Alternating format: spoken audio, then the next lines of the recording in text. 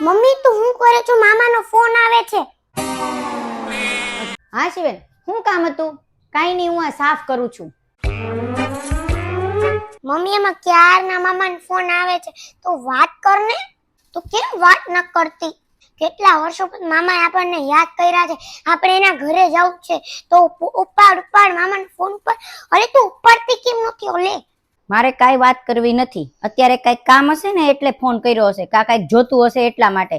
બાકી લોકો કોઈ આપણને યાદ નથી કરતા. એ બધા તો પૈસા વાળા છે ને, એટલે એ લોકોને તો સારા સારા ફંક્શન હોય, સારું સારું કંઈક લીધું હોય, ગાડી લીધી, ઘર લીધું. આપણને કોઈ દી યાદ કર્યા?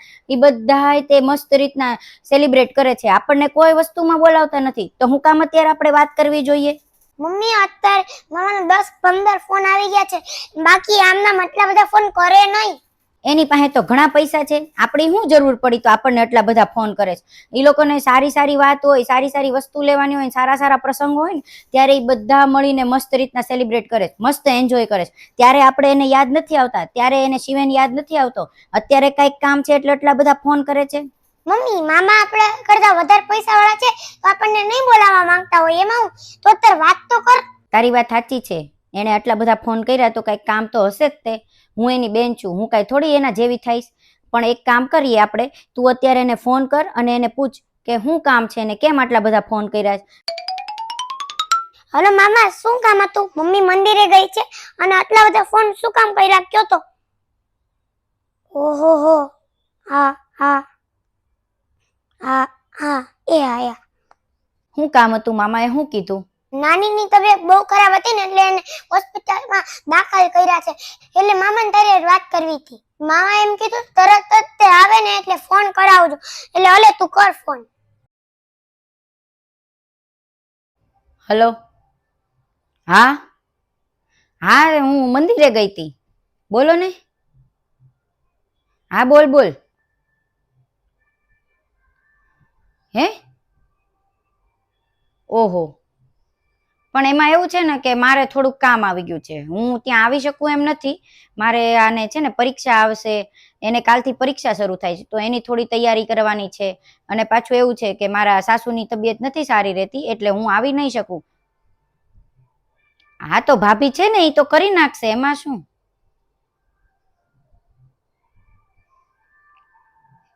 ઠીક, એટલે કામ કરવા માટે તમે કયો છો હે ને?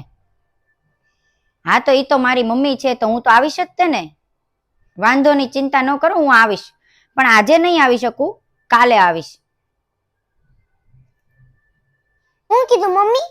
નાનીની તબિયત ખરાબ છે, હોસ્પિટલમાં દાખલ કર્યા છે, એટલે તારા મામી છે ને એકલા કરી નથી શકતા. એ 2 જણા એકલા થઈ ગયા છે તો કોણ કરે? મામી હોસ્પિટલે રહે કે ઘરનું કરે? એટલે મામાએ એવું કીધું છે કે તમે અહીંયા આવો અને 1 જણા કા હોસ્પિટલે રહ્યો ને 1 જણા ઘરનું કરો, તો બધું હરખું થાય. કારણ કે મામી એકલા તો કરી નથી શકતા. જોયું ને, અત્યારે એને જરૂર પડી તો આપણને કેવા બોલાવે છે, કારણ કે અત્યારે મામી કામ નથી કરી શકતા એટલા માટે આપણને બોલાવે છે. બાકી કોઈ દિવસ આપણને બોલાવે છે? ભલે મમ્મી હારા કામમાં ન બોલાવે ને તો કાઈ નહીં. નાનીની અત્યારે તબિયત ખરાબ છે ને તો અત્યારે તો તું જા. હારા કામમાં બધા એની હારે હોય છે, પણ ખરાબ કામમાં અત્યારે એની હારે કોઈ નથી, એટલે તાર જાવું જોઈએ. ભલે મામા મામી એવા હોય કે ગમે એવા હોય, પણ એ તારા મમ્મી થાય છે, એટલે તું માતા પિતા માટે આવું કરીશ? તાર જાવું જોઈએ. તું ભલે હારા કામમાં તને ન બોલાવે, પણ ખરાબ કામમાં તું નહીં જાને તો એ આખો જીવન એમ જ વિચારશે કે પોતાની દીકરી પોતાના માતા પિતા માટે ન આવી.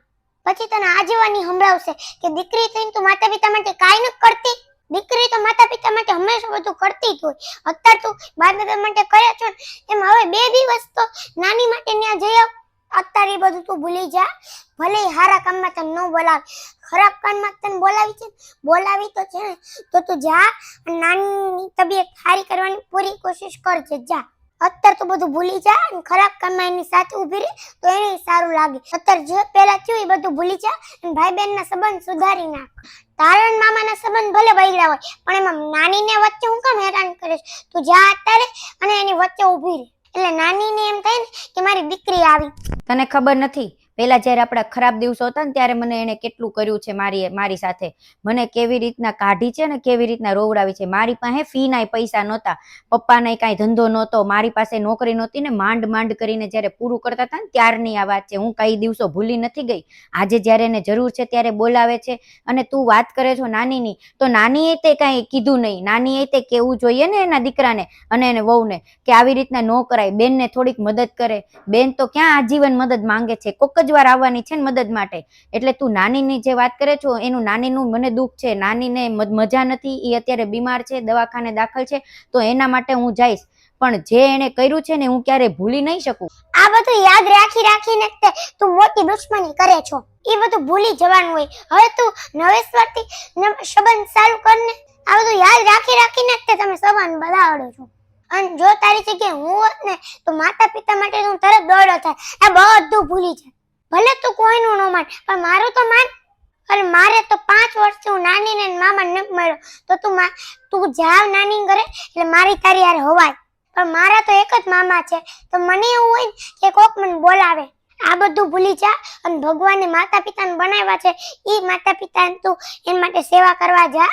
અને અત્યારે હું તે તારી સાથે આવું. હા શિવેન, નાનીનું તો મને દુઃખ થાય છે કે એની તબિયત નથી સારી. મને એમ થાય છે કે હું ત્યાં જાઉં, પણ હું ત્યાં જઈશ ને એટલે મામીને ગમતું નથી, એટલે હું નથી જાતી ત્યાં. કારણ કે એને એવું થાય છે કે હું ત્યાં જાઉં ને એટલે તરત હું વસ્તુ કાંઈક ને કાંઈક માંગવા આવું છું, કાંઈક ને કાંઈક લેવા આવું છું. કારણ કે નાની ને મામા મને કાંઈક ને કાંઈક આપે ને એટલે એને ખોટું લાગી જાય કે અહીંથી બધી વસ્તુ લઈ જાય એટલે નથી જતી. પણ તે કીધું ને એ વાત એ સાચી છે કે એક માતા પિતા માટે તો મારે કરવું જ જોઈએ ને. જેમ હું અહીંયા કરું છું એમ મારે ન્યાય તે મારી ફરજ છે કે મારે કરવું જોઈએ. એટલે તું ચિંતા કરમાં, હું હમણાં મામાને ફોન કરીને કહી દઈશ કે હું કાલે આવીશ અને મારી સાથે તને લઈ જઈશ. હારું થયું મમ્મી, તું સમજી ગઈ. આવી રીતના સંબંધ બગાડવાના નહીં, સંબંધ સાચવવાના. ગમે ત્યારે આપણને કોકની જરૂર પડે તે સંબંધ ભલે કોઈની યાર બગડ્યા હોય, પણ માતા પિતાને એમાં વચ્ચે નાખીને એને હેરાન ન કરવા. માતા પિતા માટે તો આપણે ઊભું જ રહેવાનું. માતા પિતા કોઈ પોતાના બાળકોમાં ભેદભાવ નથી કરતા. તું જો આવા ખરાબ કામમાં કોઈની યાર નહીં જાય ને તો તારા ખરાબ કામમાં તો કોઈ તારી મદદ કરવા નહીં આવે. તું કોઈના ખરાબ કામમાં નહીં જા તો તારા ખરાબ કામ હાલતા હશે ત્યારે તો તારા તે મદદ કરવા કોઈ નહીં આવે અને તું એકલી થઈ જાય. હવે તારે એકલું રહેવું છે કે આ બધું ભૂલીને નાની પાસે જવું છે, તું જ વિચાર. મેં તો ખાલી સમજાવવા માટે કીધું છે. હવે તને તો બધી ખબર જ છે, એટલે હવે તારે જવું છે કે નહીં? હવે મારે હું વધારે સમજાવવાનું, હવે તાર વિચારવાનું તે તારે હવે વધારે શું કરવું છે. અને મને મારી મમ્મી ઉપર પૂરો વિશ્વાસ છે કે સંબંધ તૂટવા નહીં દે. એ જે કઈ નિર્ણય કરશે એ સાચો જ કરશે. તારી જેવા ઘણા માતા પિતા હશે જે પહેલાનું વર્ષો પહેલાનું યાદ રાખી અને સંબંધ બગાડતા હશે, પણ આવું ન કરાય. સંબંધ સાચવવાના હોય, સંબંધ બગાડવાના ન હોય. એટલા માટે હવે પહેલાનું કાંઈ યાદ ન રાખવાનું અને પોતાના માતા પિતા માટે સેવા કરવાનું વહી જવાનું. તો અમારો વિડીયો ગમ્યો હોય તો લાઈક કરજો, શેર કરજો, કમેન્ટ કરજો. બાય.